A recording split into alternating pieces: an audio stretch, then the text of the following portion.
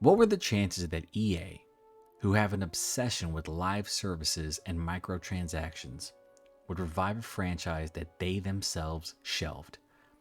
It felt like an impossibility, and if it were to ever come to fruition, it wouldn't be out of the realm of possibility that was nothing more than a cash grab.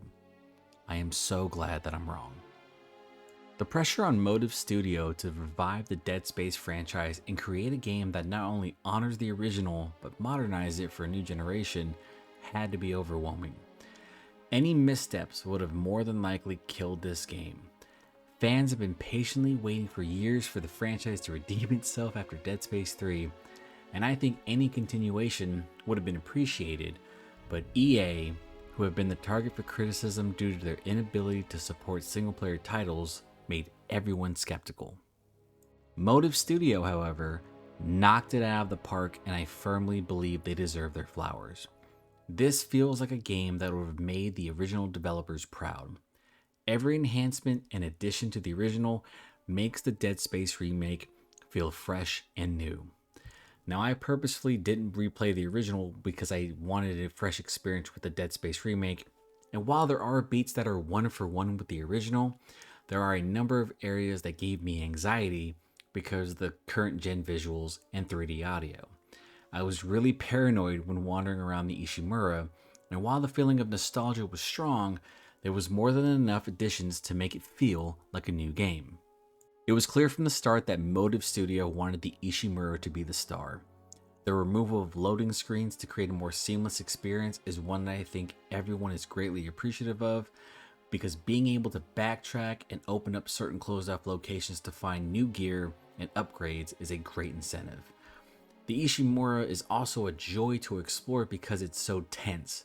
Every corridor feels like there's a new nightmare at the end of it, and the intensity director that drives the encounters in the game works to ensure that there's a fairly high level of tension is always present.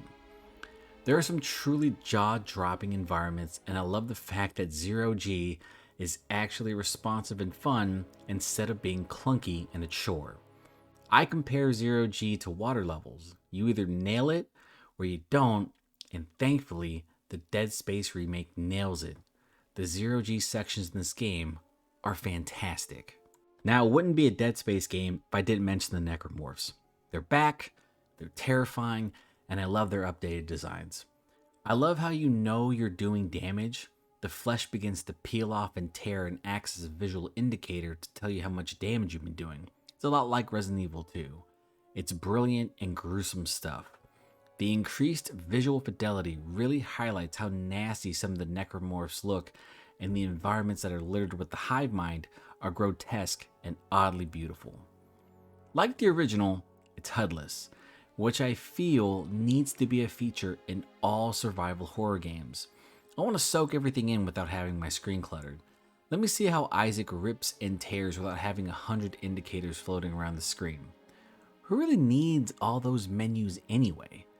All I need to know is how injured Isaac is, and I'm good to go. One of my favorite updates in the remake are the changes they make to the different characters, and they feel no longer like tropes, caricatures, and nameless victims. Hammond and Kendra feel more fleshed out and natural. Hammond slowly succumbs to the marker's influence, and his eventual fate is more tragic and impactful than it was in the original when he just gets bashed up by a brute. Kendra, who made it very obvious in the original that she was going to betray you, feels more subtle in her deceit because she knows the dangers of the marker. I love that she's affected by the marker, but immediately knows what to do to ensure that it never reaches Earth. Elizabeth Cross and Jacob Temple were relegated to just being victims in the original and have a much bigger impact in the remake's narrative. Cross helps you through hydroponics, and Temple's journey mirrors Isaac, but where he fails in maintaining the ship, Isaac succeeds.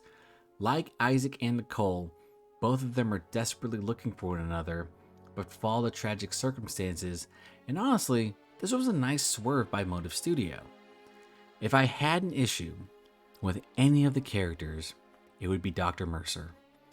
He's a 70s cartoonish villain with a twirling mustache. The man hasn't changed much, and his eventual fate was a bit lacking. He was the root cause of all of Isaac's problems, and it just didn't sit right that a tentacle from the hive mind didn't, it just did him in. But, we can't have everything. When it comes to combat, it's very similar to the original. You're ripping and tearing with a variety of tools. However, the big changes come from the new alt-fire abilities, which make every weapon, sans the plasma cutter, feel new. But listen, let's not knock the plasma cutter because it is still goated. I have to say that the remake made me love the Ripper Saw and the Flamethrower, two weapons that I didn't use when playing the original. I hated both of them. I thought they were useless, but I loved them here. They just felt right. Because of the intensity director, encounters in the game feel like they've been ratcheted up to 11. There are some real holy shit moments, and you will be uncomfortable because of how quickly you can run out of ammo. It also never feels like you're getting ammo for the weapon you want, which I appreciate because it forces the player to use different tools to get out of fairly hairy situations. I honestly don't remember the original being like this. The plasma cutter was all I needed, and all I wanted. It's not anyone's fault that the original developers made the first gun you get the most fun to use. It was an essential tool to survival, but also felt like a crutch due to its precision and power. In the remake, however, the intensity director will ensure that you use every weapon as they all feel impactful. It can be incredible fun. Brilliant is probably the first word that comes to mind when describing the Dead Space remake. It's an honest surprise. I mean, the Callisto Protocol was created by the original developers, and while it had its moments, it honestly pales in comparison to the Dead Space remake. Was it easier to revive a classic due to the foundation already laid down? Possibly, but Motive Studios could have rested on their laurels and provided a lazy remake. That opportunity was there, and I think everyone is grateful that they didn't. Releasing a polished title like this is probably one of the bigger surprises. I know that there were slight visual issues on console. For the most part, it ran well. I didn't experience any crashes, and I enjoyed damn near everything about the game. In fact, outside of character complaints, I don't really have a bad thing to say. And this makes me incredibly excited for the prospect of a Dead Space 2. Can you imagine what Motive Studio is going to do with the sprawl? One can only just imagine that, and I seriously think that they're going to kill it. To this day, I'm shocked that EA didn't monetize the hell out of this game. It would have been so easy for them to do, and it wouldn't have surprised anyone. It would have just been in their character. But their intent in staying out of the way and letting Motive Studio express themselves, then the redemption arc for EA is taking a nice turn.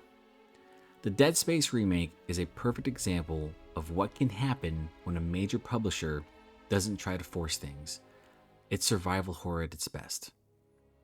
Personally, this is one of the best remakes on the market, and I know that the gaming community feels like this generation is going to be remakes and remasters, but you know what?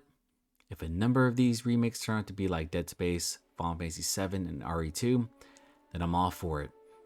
The Dead Space remake is an easy contender for the best remake in the market, even though we know that on March 24th, the best hair in the business is looking to take the crown.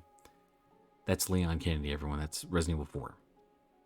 Until then, I believe everyone should appreciate the revival of the Dead Space franchise because EA didn't fuck it up. They didn't do what EA normally does, and I have to applaud them for that. I think Motive Studio has a bright future, and I can't wait to see how they approach the series moving forward. Let's be honest, Dead Space 2 is the best game in the series, and if they show the same love and care for 2 that they showed for 1, we are in for a treat. When it comes to Dead Space 3, just remake the whole thing from the ground up. Please. We deserve an ending that isn't hidden behind a paywall, and I fully trust that Motive Studios is up to the task. So if you like the content, please like, share, and subscribe, and I'll talk to you next time.